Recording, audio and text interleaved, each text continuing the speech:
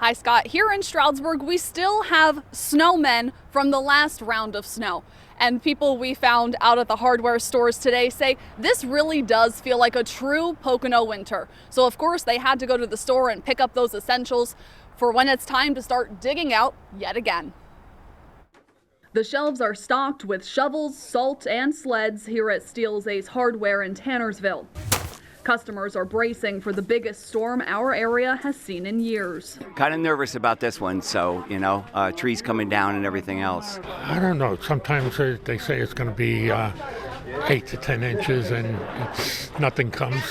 And I'm going into New York right now, and they're saying we're getting about 12 inches or more. Kurt Burton of Wilkes-Barre came in for a snowblower after discovering his snowblower at home didn't want to start. Actually stopped at Lowe's because I needed a battery. So Lowe's was the first place, and of course they're all sold out. But then I love this place, so I figured, let's give them a shot. So I gave them a call, and they said, yeah, we have one here.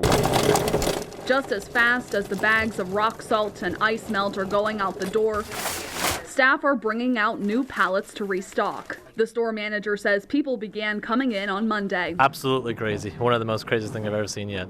And we haven't had a significant snowfall like this in quite a few years, so when it's actually hitting, everyone starts to panic and everyone just starts to gearing up and buying equipment for weather storm.